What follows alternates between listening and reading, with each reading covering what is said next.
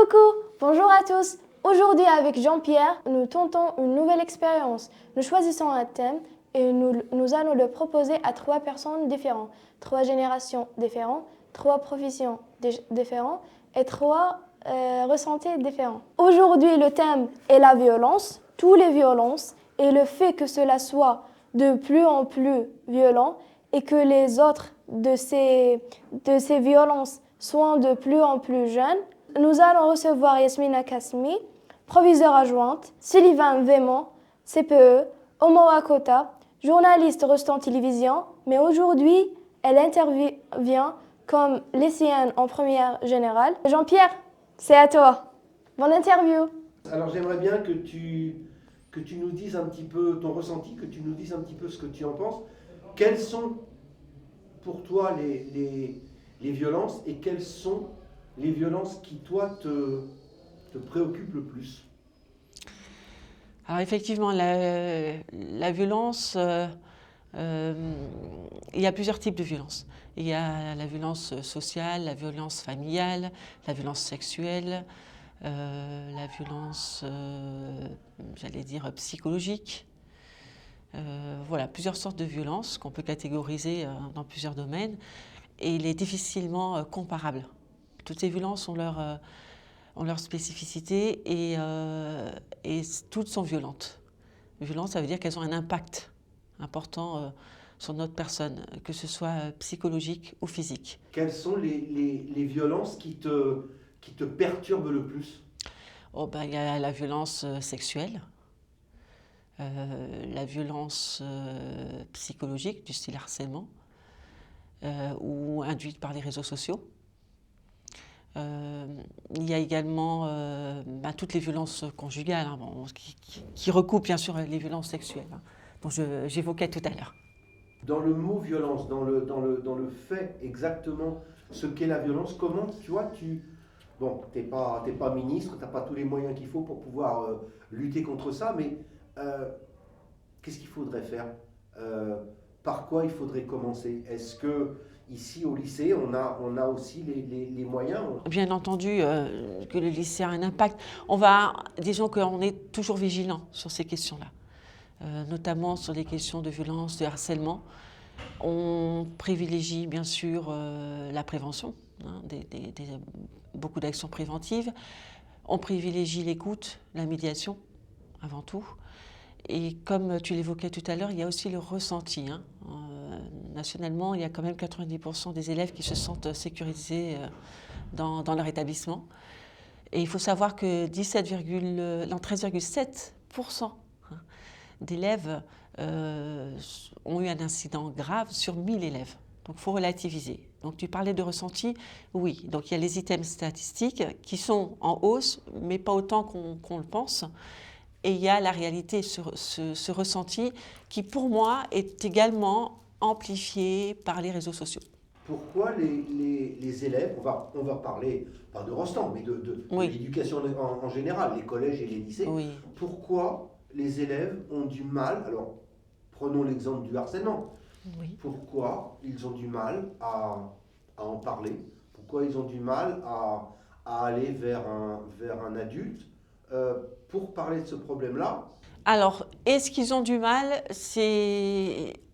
Enfin oui, je pense que oui, ils ont du mal parce que souvent ça touche à l'intime, au personnel. Donc ça demande quand même du courage, un certain esprit d'initiative. Ce n'est pas faute d'avoir des interlocuteurs compétents pour les recevoir. Bien entendu, il y a l'infirmerie, il y a les AUD qui font un très beau travail de sensibilisation également. On essaie de mettre des actions en place pour trouver ces moments d'écoute, ces moments où on reçoit la parole. Et ce n'est pas toujours évident pour ces jeunes d'aller se confier. C'est aussi une histoire de confiance.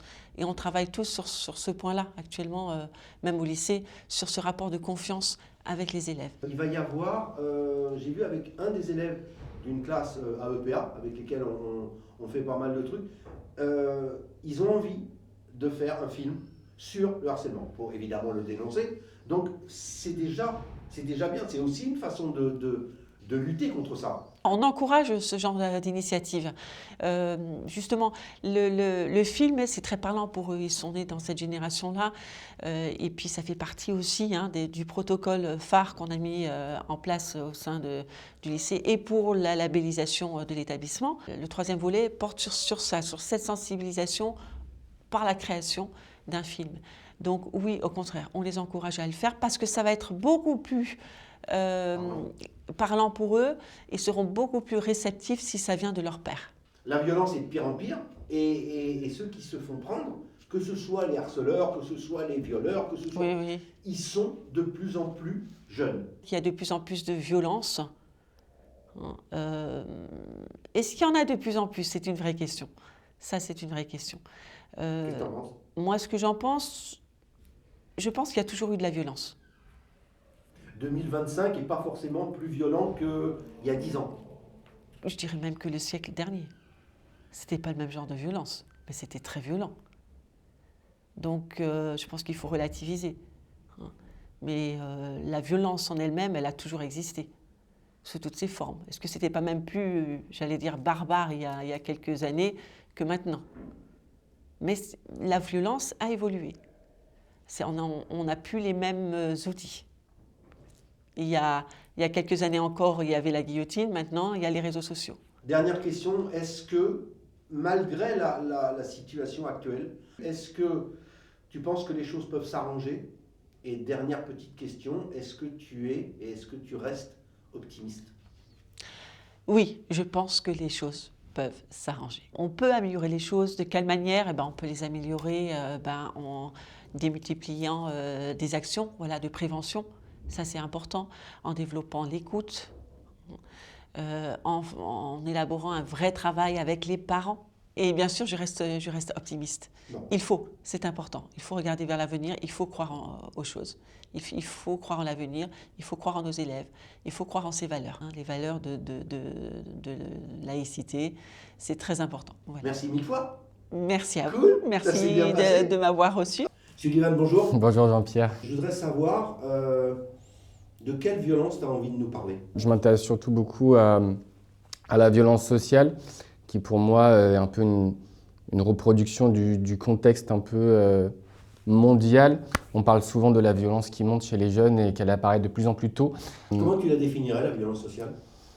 Je pense que c'est les jeunes qui sont le fruit de leur environnement et le fruit des inégalités sociales, économiques et culturelles et qui font évoluer les jeunes dans un environnement qu'ils n'ont pour tous pas choisi et que pour la plupart subissent. Comment tu le juges? Est-ce que tu as des... Bon, t'as pas les moyens, mais est-ce que tu as des solutions? Est-ce que tu aurais des solutions et des idées qui permettraient... Là, tu es CPE au lycée, tu es en contact avec les jeunes.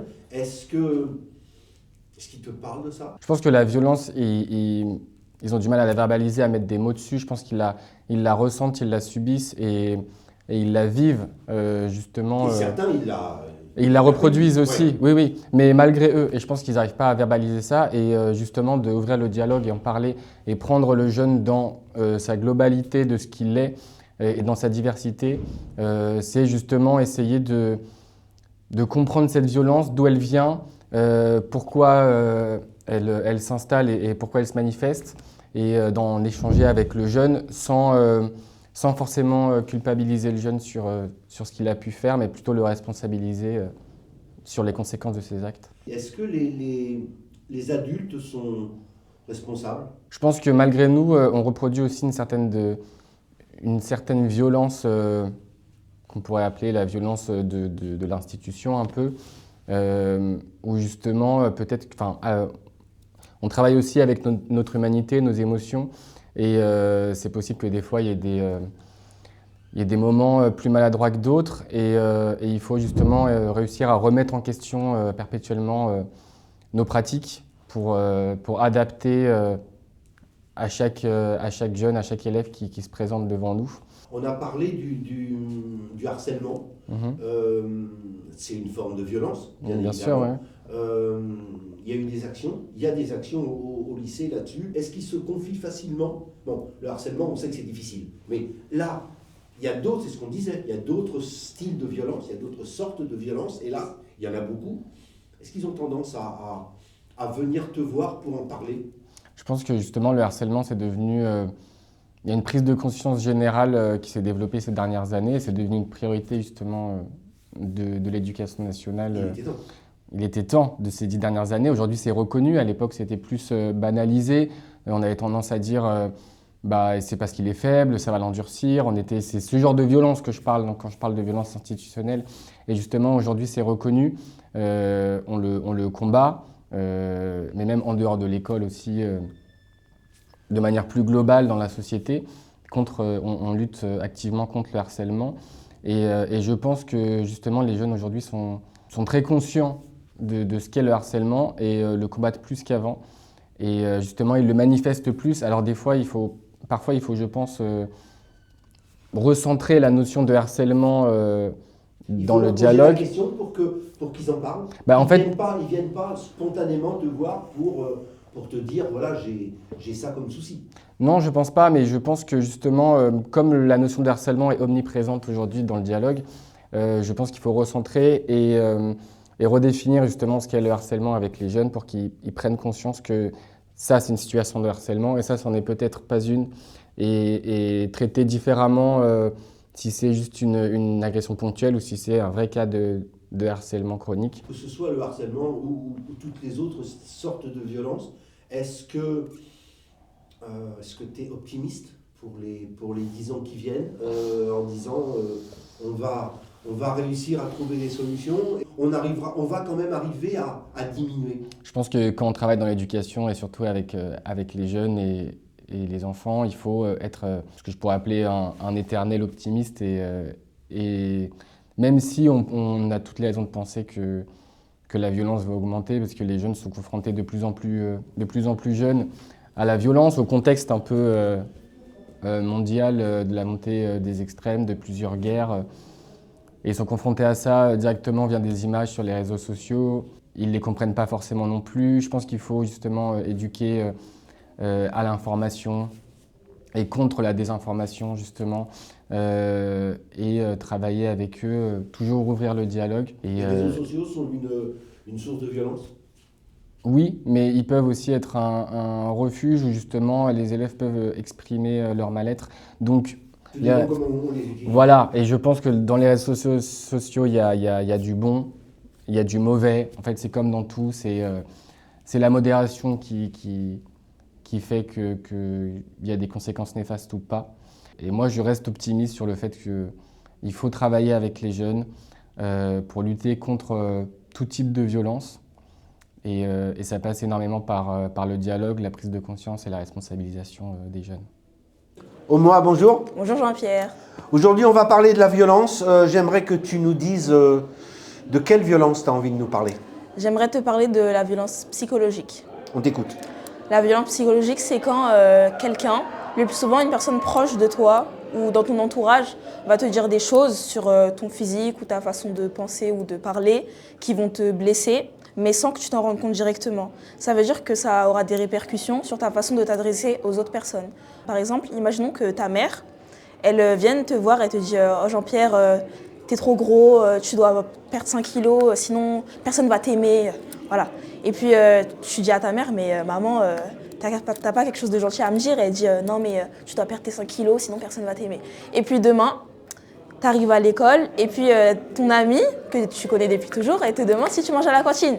Tu lui dis non, je mange pas à la cantine. Et tu lui dis de façon super méchamment, sans t'en rendre compte. Parce que la discussion que tu as eue hier avec ta mère, elle t'a blessé sans que tu t'en rendes compte. Et ça t'a impacté. Ce qu'on t'a dit hier se reporte sur les rapports que tu peux avoir avec quelqu'un. Et ça va influencer ta façon de parler avec quelqu'un. Même si tu t'aimes beaucoup la personne et que tu la connais depuis toujours, ça peut influencer ta façon de parler, de t'exprimer. Et puis ça peut blesser les personnes à qui tu t'adresses parce qu'elles n'ont pas l'habitude que tu sois comme ça. Ça peut concerner la famille, les amis. Oui, les amis. Même les gens que tu croises dans la rue, quelqu'un va te stopper pour te demander quelque chose, tu vas non, laissez-moi tranquille.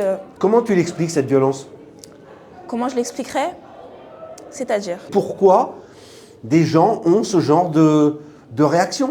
Moi, je pense que au niveau de la personne qui va dire ça à son enfant, si on reste dans mon exemple, si un parent dit ça à son enfant, je pense que le parent, il a des complexes intérieurs qu'il rejette sur son enfant d'une façon à lui dire tu dois faire ci, tu dois faire ça, parce que c'est lui qui se sent comme ça et il rejette ça à son enfant et il essaye de lui transmettre ça. Question indiscrète, si tu n'as pas envie de répondre, tu ne Oui. réponds pas. Est-ce que c'est quelque chose que tu as vécu? Pas vis-à-vis de tes parents spécialement, mais le vécu, ça peut être une copine qui t'a raconté, ça peut être quelque chose. On a l'impression, c'est quelque chose qui non pas qui t'interpelle, mais quand je t'ai demandé de parler de la violence, je t'ai laissé libre sur le thème, tu as tout de suite, tu as réfléchi un petit peu, mais tu as tout de suite choisi ça. C'est quelque chose d'important pour toi, c'est quelque chose que tu as vécu?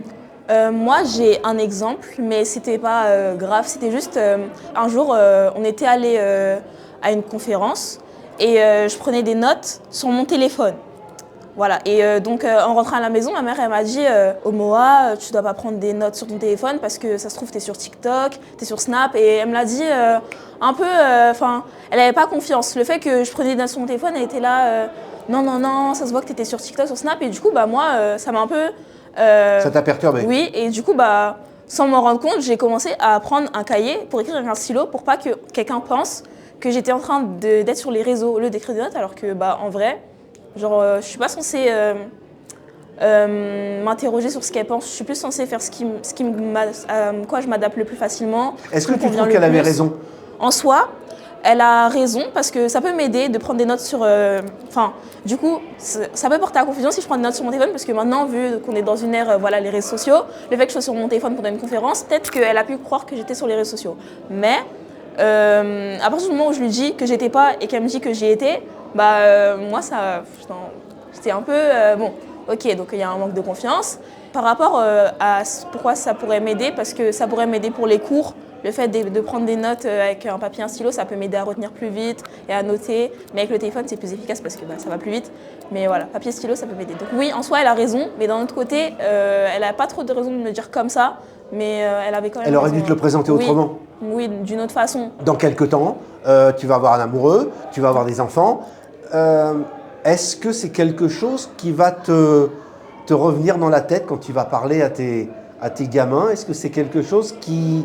Non pas spécialement ce que ta mère t'a dit, mais de façon générale, est-ce que tu vas faire attention à ça parce que c'est quelque chose d'important? Oui, hein.